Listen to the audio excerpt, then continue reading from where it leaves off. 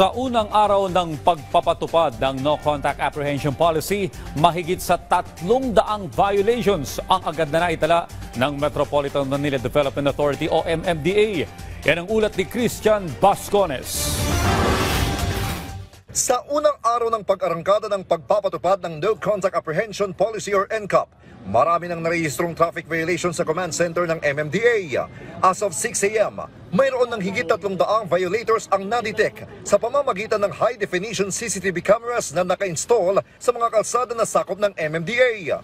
Una nang nilift ng Korte Suprema ang TRO ng NCAP dahil napatunayan ng MMDA na epektibong sistema ng paghuli na ito. Noong 2022, may naitalang higit 114,000 traffic violations noong hindi pa naipapatupad ang NCAP. At noong naipatupad na ang NCAP taong 2023, lumobo ang bilang ng mga lumalabag sa batas trapiko sa 391,000. Ibig sabihin po nito, yung ating pong mga kababayan nung nalaman na nila na wala na pong Big Brother na nakatingin sa kanila at walang nakikitang enforcers sa ground, ay malaya silang nagba-violate at nagre-rest. So with the imposition po ng NCAP, inaasahan po namin na bababa ito.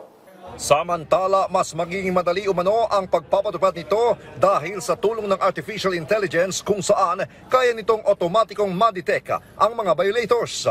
Yung use po ng AI namin, meron pong automatic review. In fact, kanina po, noong umaga, ako po ay nag-observe sa baba. May mga na-capture po yung ating AI through CCTV cameras na mga violations na upon review ay in-invalidate. Tulad po ng mga ambulansya na dumadaan sa busway na allowed. Yung mga ganun pong instance. At yung mga tolerable po na pag-change ng lane, yung pong pagtapak sa mga linya na hindi naman po talaga violation. Ang mga makukunang lalabag ay dadaan muna sa masusing review at validation bago padalhan ng Notice of Violation o NOV sa rehistradong address ng sasakyan ayon sa Land Transportation Management Database System sa pamamagitan ng PhilPost. Sa mga pampasaherong bus naman, ang Notice of Violation ay ipapadala sa address ng kanilang mga bus companies.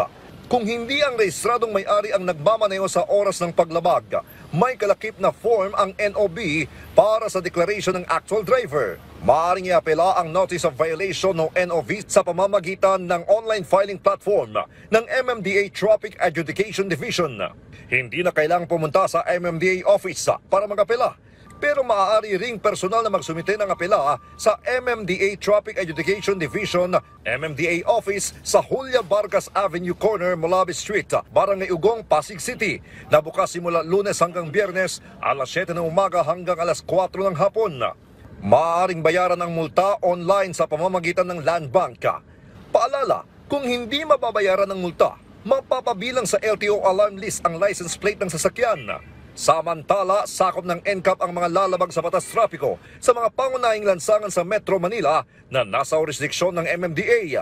Kabilang dito ang C1 Recto, C2 Mendoza President Quirino Avenue, C3 Araneta Avenue, C4 EDSA, C5 CP Garcia Katipunan Avenue Tandang Sora, R1 Rojas Boulevard, R2 Taft Avenue, R3 South Superhighway, R4 Shaw Boulevard, R5 Ortigas Avenue, R6 Magsaysay Boulevard, Aurora Boulevard, R7 Quezon Avenue to Commonwealth Avenue, R8 A Bonifacio, R9 Rizal Avenue, at R10 Del Pan Marcos Highway, MacArthur Highway.